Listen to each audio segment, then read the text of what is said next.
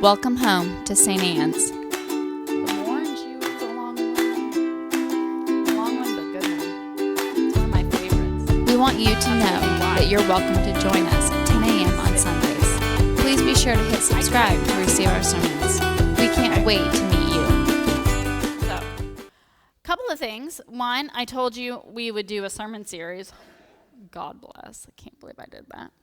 But here's some of your questions. But because you guys know that I am a gospel preacher at the end of the day, a lot of our questions that you guys asked really fit in with our gospel. So we're going to try and marry those two things together, because if I skipped preaching on the Samaritan woman in the well, I would never forgive myself. So a little backstory on the Samaritan woman. You guys know that we don't like Samaritans. Say, boo, Samaritans. Yeah, we don't like them. They're those people. We're the Jewish people. We like the Jewish people. The Hebrews. Yeah, say, yay, Hebrews. Woo! Yeah, we like the Hebrews. Jesus is Hebrew. So one of the situations that we get in, and it's really important to know, is the cultural differences. So think of it like this. Louisiana. We don't like Louisiana. Right? I mean, have you ever noticed that every state who's up to the north looks down on the ones to the south? You're like, oh. I mean, we Iowans don't. Would you like to hear an Iowa joke? This is what Iowans say. We say if you move the border of Missouri up 20 miles, you would raise the IQ of both states. If you raise the border from northern Missouri up 20 miles, you would raise the IQ of both states. Because the Missourians would get the southern Iowans, so it would raise their IQ, and Iowa would get rid of the southern Iowans, and that would raise their IQ. So that's what we say. In Iowa, every state looks down on the state beneath you. So it's pretty normal in this culture that they were very split too. I did, and that's why I live in Missouri, and the IQ is now higher in Missouri, and higher in Iowa, too. It's been higher for about 10 years now, ever since I came. So you're welcome. I've raised the IQ of both states. Okay, so that's important to understand, that these are two cultures who do not cross, right? Samaritans and the Hebrews just don't mix. Okay, let's also add into that the well is where you go to pick up men. I know. It's like the singles bar at the time. So the women who are on the hunt, you go to the well. So all the women go to the well. That's where you pick up. In fact, that's where Jacob finds his wife. So that's an important thing too. So we have another layer on there that's really important. That this woman is probably not the kind of person that Jesus should be hanging out with, right? And yet we have this beautiful theological conversation. And I think it's really important because you guys have a couple of questions, and I think it matters. Because part of the theological conversation that they're having is that in that place, God is worshipped in that place. So at that time, let's say you have a divine moment, right? A powerful moment with God. You have a divine moment. That place is therefore sacred. Okay? So you might build a little stack of rocks, make a little altar there. You're going to do something because that is now a sacred place. So for the Samaritans, that place is sacred because that's where Jacob was, right? But the Hebrew people believe Jerusalem is the sacred place. So part of their divide is where they worship. I know. Weird, right? We can't imagine a situation where people would fight over where to worship. That's crazy. So glad that we've moved on. World's biggest eye roll, but whatever. So part of the theological conversation they're having is she's saying, you people say we have to go here, but we know that this is sacred land and we don't have to do that.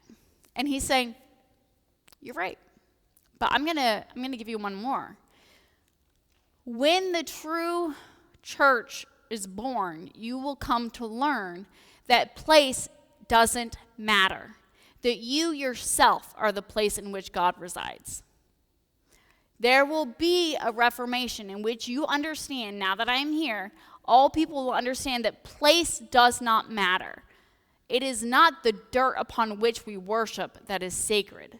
It is the God that we worship that is sacred, and that's internal. Do you understand the power of this theological conversation? So he's really blowing up everything that both sides have ever believed. And that's important at this time because place is central. Okay, why does that matter in the course of the questions that you guys asked? I'm going to read a couple of questions. I kind of broke them up into the next 3 weeks. So I'm going to read a couple of them that I thought had bearing on this conversation about Reformation and where God and where Jesus calls us to go as opposed to where we think we should be. And one says, how do I reconcile my faith with God and knowing they love me when so many Christians tell me I shouldn't exist or should be hurt for who I am? It's hard to understand and say I'm okay when so many in my faith say I'm not.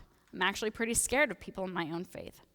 Is accepting the infighting in the church against Jesus' teachings. Whew. I knew you guys would be hard-hitting. So we're going to talk about that. What does it mean to stay in a system that is broken and potentially harmful versus saying for real change to happen, what do we do? Jesus is really good at that, by the way. Jesus is hardcore into that. And this other question is this a growing Reformation time? The Baptist Southern community has banned, you guys have beautiful handwriting, but it's hard to read, kicked out women as ministers. And then they talk about the Methodist Church is splitting too over a lot of different things. Okay, primarily homosexuality. The Methodists just cannot figure that out, which is ironic because John Wesley is a great reformer. And so the fact that they think their great reformation is closing in on each other is kind of ridiculous. I'm like, maybe you should stop saying that John Wesley belongs to you. Because see, I'm going to tell you something, John Wesley is ours. The Wesley brothers were Anglicans. They were always Anglicans. They're buried in their vestments, okay?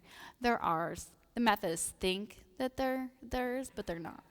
They were never theirs. So we're going to talk about Reformation and change because I think,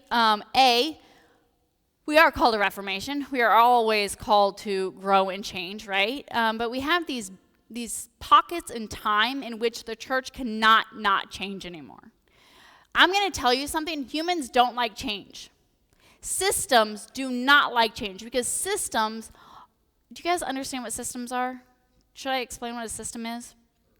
Okay, so systems are they're groups of people, but they're larger than that. A system will create its own self. So families are systems. In fact, generations will repeat behaviors without even knowing that they're doing it.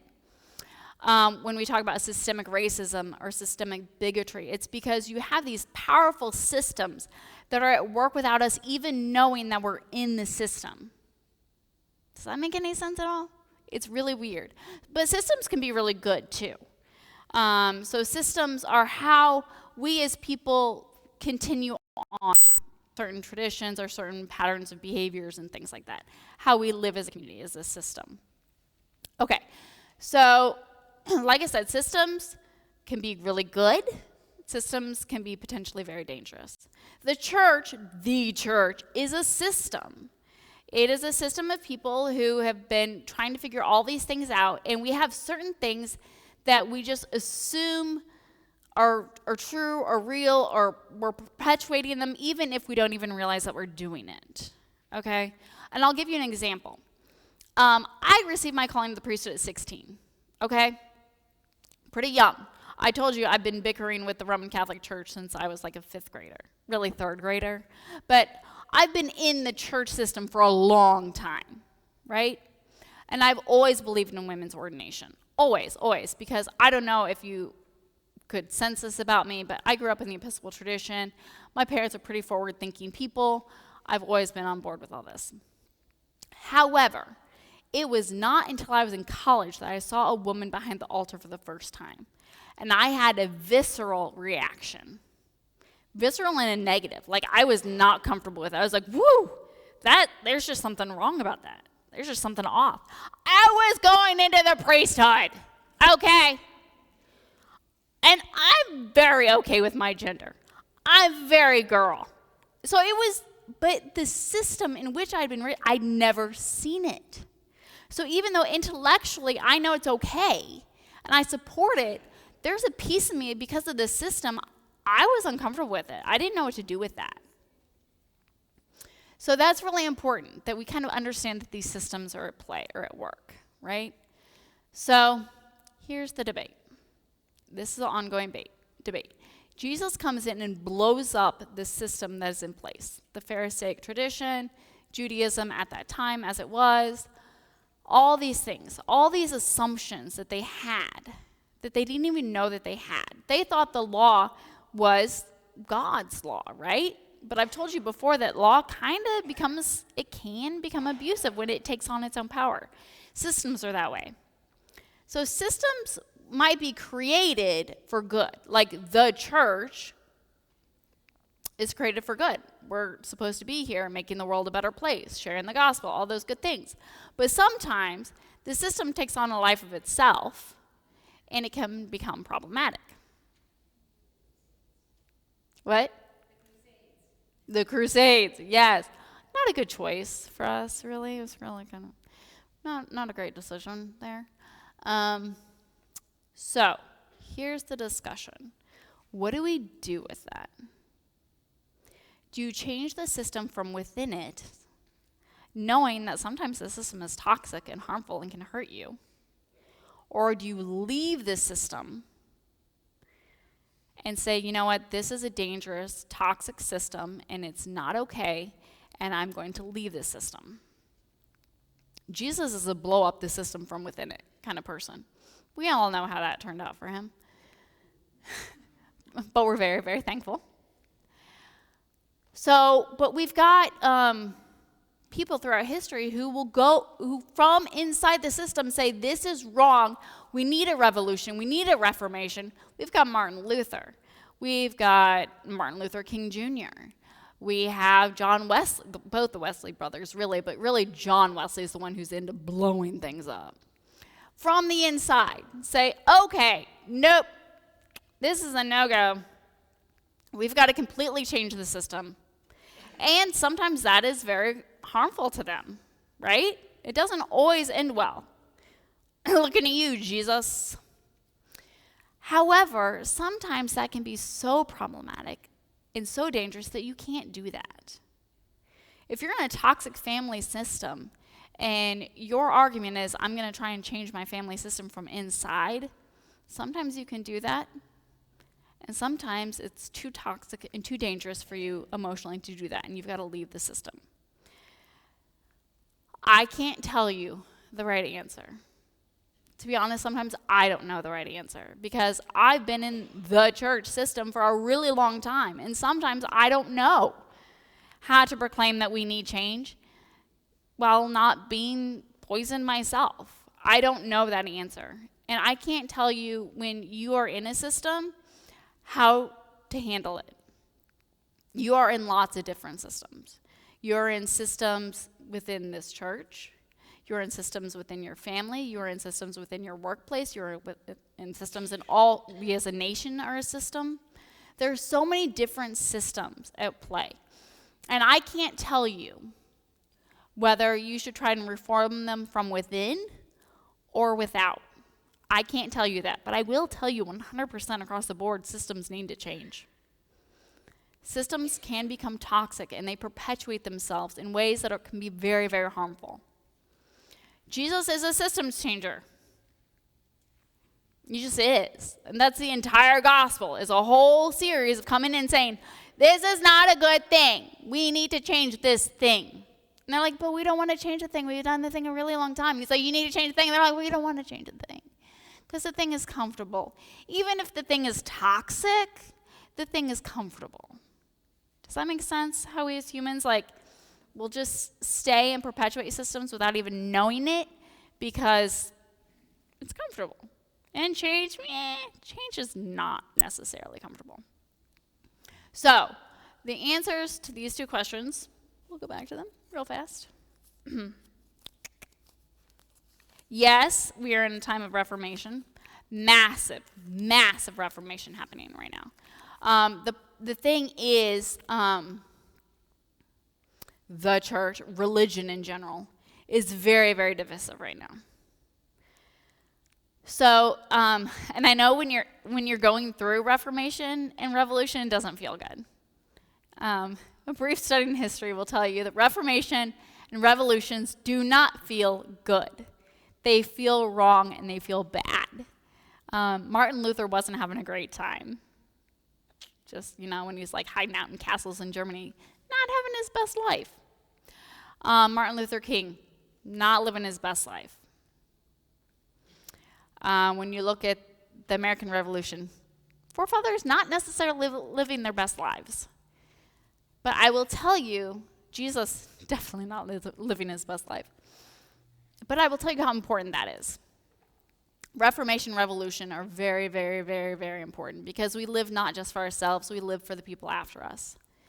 And that's really important, that the people that we hand the world to next have a world that's better than the one that we inherited. It's important that they have a church that's better than the one that you and I inherited. It's better that they have a world that's better than you and I inherited.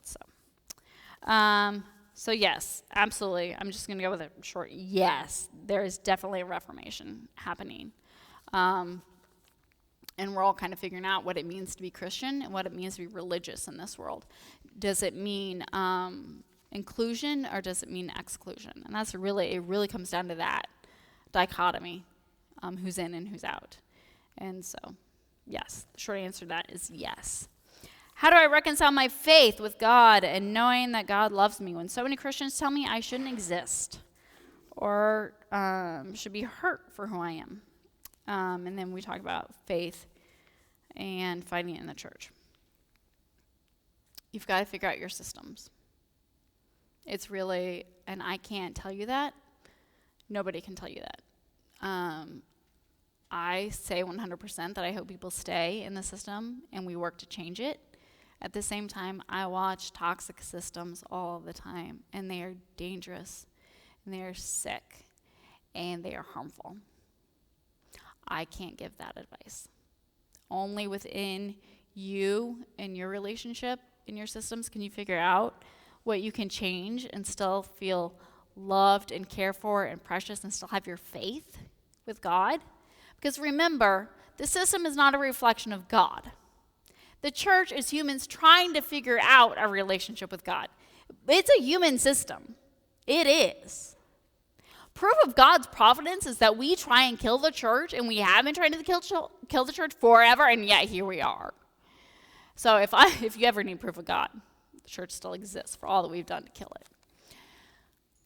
I want us to be able to change our systems from within them, but I also know that that's not always the case.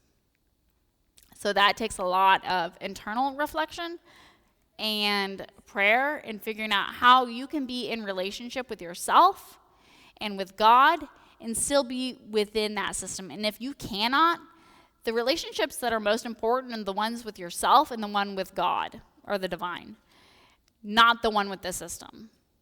Systems can be disposed of. God and yourself cannot be. So if you believe that you are able to do that within the system, God bless, please stay because we need to change our systems. But if you cannot do that, if it is too toxic and dangerous for you, God was always the most important thing anyway. So, I don't even know how to land this sermon on that note. But go start good trouble.